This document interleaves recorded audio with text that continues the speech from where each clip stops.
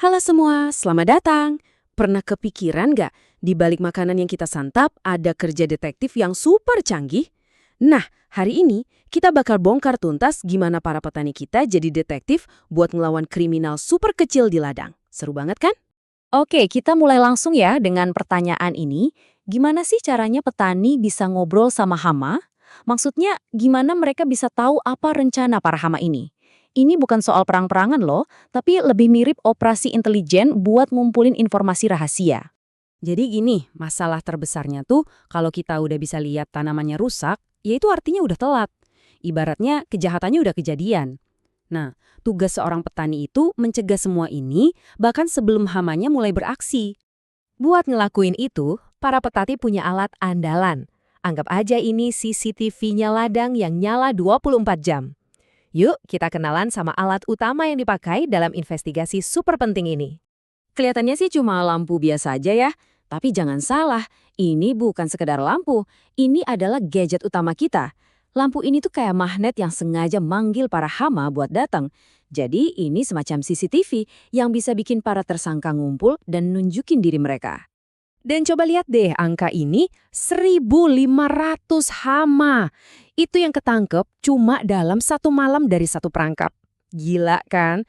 Kalau kita cuma lihat angka segini, wah kayaknya kasusnya gampang banget nih. Buktinya jelas, tersangkanya ketangkep basah.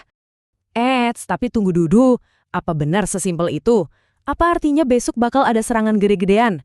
Nah, disinilah kerjaan detektif yang sesungguhnya baru dimulai. Ternyata, bukti pertama ini nggak bisa kita terima gitu aja. Sekarang kita masuk ke bagian yang paling tricky. Jadi detektif hama itu nggak gampang guys. Soalnya data yang kita dapat itu penuh sama yang namanya jebakan Batman. Petunjuk palsu dan gangguan dari lingkungan sekitar. Salah satu jebakan terbesarnya, bulan. Coba lihat deh, pas malam lagi gelap gulita alias bulan baru, perangkapnya rame banget sama hama. Tapi pas malam bulan purnama, terang benderang gitu, perangkapnya malah sepi. Kenapa? Ya karena cahaya bulan jadi saingan berat buat lampu perangkap. Jadi, hama yang ketangkep dikit bukan berarti mereka lagi pada libur ya. Bisa jadi mereka cuma lagi nggak tertarik sama lampu kita. Selain bulan, cuaca juga bisa banget ngacak-ngacak bukti. Kalau anginnya lagi kencang, hama jadi susah terbang lurus ke perangkap. Kalau malamnya dingin, mereka jadi mager, males gerak. Apalagi kalau hujan deras, wah bisa-bisa mereka kebilas dari udara. Semua ini bisa bikin hasil tangkapan jadi zong, padahal aslinya hama di ladang lagi banyak-banyaknya. Oke, setelah tahu semua jebakannya, terus gimana caranya jadi detektif pro? Nah, disinilah kita mulai pakai teknik forensik yang lebih canggih buat misahin mana petunjuk yang beneran dan mana yang cuma noise alias gangguan doang. Salah satu tekniknya namanya WMA. Gampangnya gini deh, anggap aja kita detektif beneran. Kita pasti lebih fokus sama petunjuk yang paling baru kan? Nah, metode ini juga gitu. Data tangkapan kemarin itu jauh lebih penting daripada data dari seminggu yang lalu. Ini bikin analisisnya jadi lebih tajam dan relevan. Tapi, ngitung jumlah hama aja tuh belum cukup. Ada satu petunjuk lagi yang paling penting. Pertanyaannya adalah, apa para tersangka yang ketangkap ini udah benar-benar siap buat beraksi? Nah, buat tahu jawabannya, kita harus lihat lebih dalam lagi.